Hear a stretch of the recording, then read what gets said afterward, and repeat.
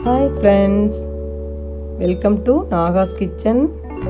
இது வரைக்கும் நம்ம சேனலை சப்ஸ்கிரைப் பண்ணாதவங்க சப்ஸ்கிரைப் பட்டனை ப்ரெஸ் பண்ணுங்கள். அப்படியே பக்கத்தில் இருக்க பெல் ஐக்கானை கிளிக் பண்ணுங்கள்.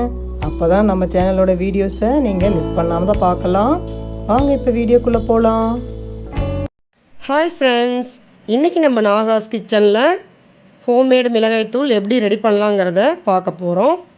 ரொம்ப நாளாகவே இந்த வீடியோ போடணுன்னு நினச்சிட்டு இருந்தேன். டைமு இப்போ தான் செட் ஆச்சு. என்னோட எல்லா சமையலுக்கும் டேஸ்ட் தரது இந்த மிளகாய்த்தூள் தான். அது எப்படி பண்ணலான்னு பார்க்கலாம் வாங்க. இந்த அளவு பார்த்திங்கன்னா 2 கிலோ மிளகாய், 2 கிலோ தனியா, அதுக்கு தான் இந்த அளவு. எல்லாமே 200 கிராம் 200 கிராம், வெந்தயம் மட்டும் 50 கிராம். சரிங்களா? இப்போது தேவையான பொருள் என்னென்னு பார்த்துக்கலாம் வாங்க. கடலைப்பருப்பு 200 கிராம், துவரம்பருப்பு 200 கிராம், உளுந்து 200 கிராம், கடுகு 200 கிராம், கசகசா 200 கிராம், சோம்பு 200 கிராம், ரைஸ் 300 கிராம், கருவேப்பிலை பெரிய பவுலில் எடுத்து வச்சுருக்கேன். பச்சை கருவேப்பிலை அலசிட்டு நல்லா தொடச்சிட்டு எடுத்து வச்சுருக்கேன். இது வெந்தயம் 50 கிராம் தான்.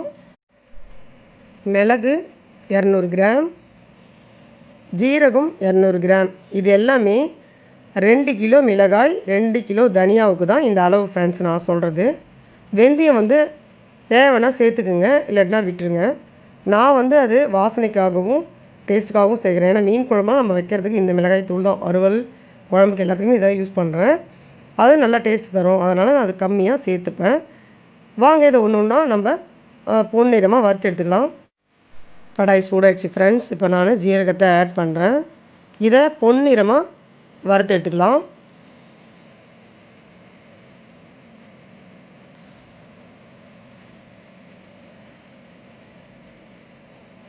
கலர் சேஞ்ச் ஆகிடுச்சு பாருங்கள். எடுத்துக்கலாம். ஒரு தட்டில் கொட்டி ஆற வச்சுக்கலாம்.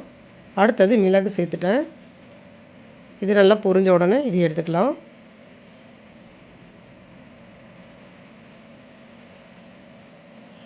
மிளகு நல்லா பொரிஞ்சிச்சு. இதையும் நம்ம தட்டிலே வச்சுக்கலாம்.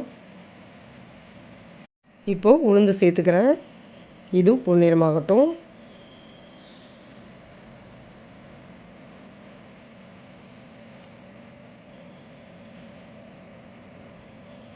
இதுவும் பொன்னிறமாகிடுச்சு.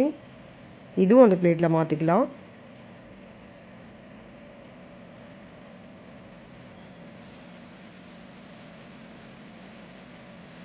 அடுத்தது கடலைப்பருப்பையும்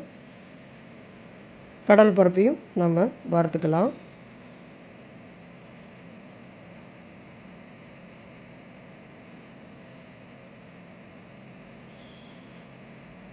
எல்லாமே பொன்னிறமாக வறுத்து நான் ஒரே பிளேட்டில் அப்படியே கொட்டி ஆற வச்சுக்கிட்டே இருக்கேன் வறுக்க. இப்போ துவரம்பருப்பை சேர்க்குறேன்.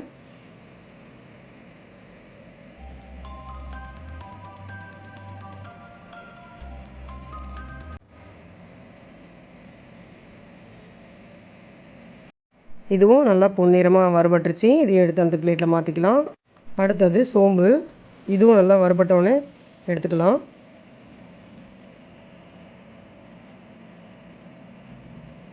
நல்லா கலர் சேஞ்ச் ஆகிடுச்சு. எடுத்துட்டேன். வெந்தயத்தை சேர்த்துருக்கேன்.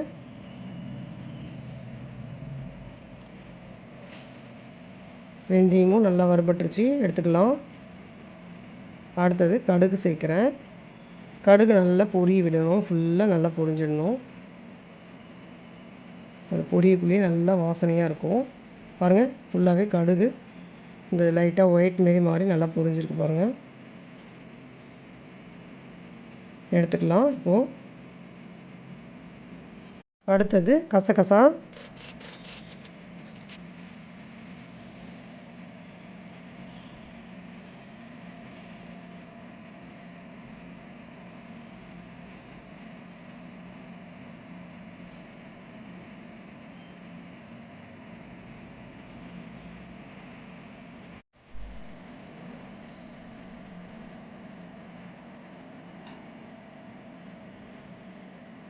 இதுவும் நல்லா கலர் சேஞ்ச் ஆகிடுச்சு, எடுத்துக்கலாம். இப்போது ரைஸ் சேர்த்துட்டேன். இதை பொறுமையாக கேப் விட்டு பொறுமையாக வறுத்து எடுத்துக்கலாம். இது கொஞ்சம் லேட் ஆகும் அரிசின்றதுனால.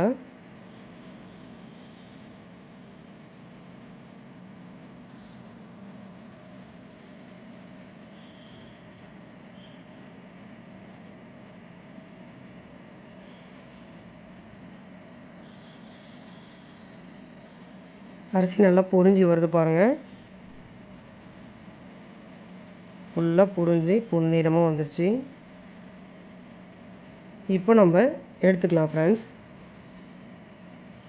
அடுத்தது கருவேப்பிலை. இது ஈரப்பதமாக தான் இருக்குது. ஏன்னா நான் பச்சை கருவேப்பிலையை நல்லா அலசிட்டு நல்லா துடைச்சிட்டு துணியில் எடுத்து வச்சுருக்கேன். அது நல்லா ஈரம் போகிறது கொஞ்சம் லேட் ஆகும்.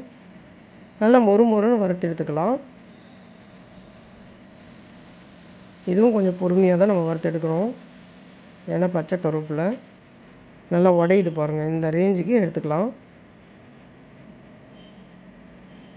எல்லாம் ஒரு பிளேட்டில் கொட்டி வச்சுருக்கேன் பாருங்கள்.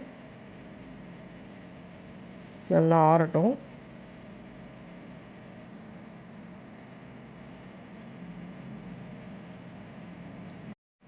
நல்லா வெயில் அடிக்கிற அன்னைக்கு காய வச்சோம்னா ஒரு நாள் காய வச்சா போதும். இல்லாட்டினா 2-3 நாள் காய வைக்கிற மாதிரி இருக்கும். பாருங்கள், இன்றைக்கி நல்ல வெயில். நான் கீழே ஒரு துணி போட்டு மிளகாய் தனியாவை காய வச்சுட்டு மேலே ஒரு துணி போட்டு சுற்றிலும் கிளிப் போட்டு சூப்பராக கவர் பண்ணி காய வச்சுருக்கேன். காய வச்சு மிளகாய் தனியாவை சுத்தமாக க்ளீன் பண்ணி எடுத்து வச்சுருக்கேன். உடைச்சா மிளகாய் அப்படியே உடையுது பாருங்கள்.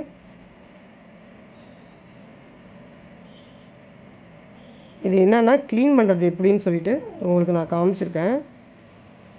அந்த மிளகாய் தனியாவை நம்ம காய வச்சுட்டு எடுத்து க்ளீன் பண்ணணும். அதில் இவ்வளோ மண் குப்பை இருக்குது. அதுவும் தனியாவெல்லாம் நிறைய இருக்குது. அதெல்லாம் க்ளீன் பண்ணிக்கிங்க சுத்தமாக. அவ்வளோதான், க்ளீன் பண்ணி பக்கெட்டில் ஸ்டோர் பண்ணதை உங்களுக்கு உடனே காமிச்சிருக்கேன். நம்ம வறுத்து ஆற வச்ச அந்த பருப்பு வகையெல்லாம் நம்ம இதில் சேர்த்துக்கலாம். இப்போ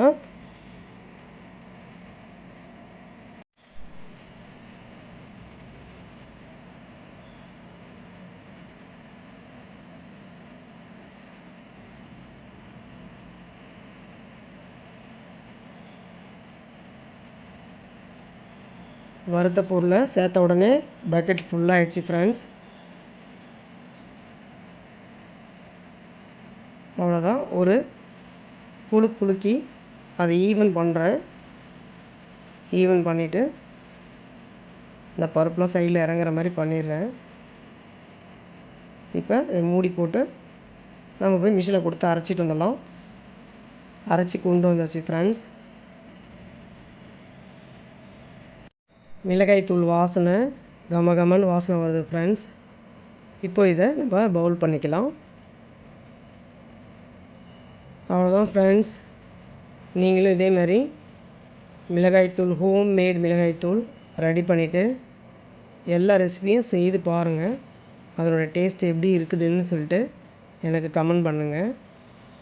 இந்த வீடியோ உங்களுக்கு பிடிச்சிருந்துன்னா லைக் பண்ணுங்கள், ஷேர் பண்ணுங்கள். அப்படியே நம்ம சேனலை சப்ஸ்கிரைப் பண்ணுங்கள்.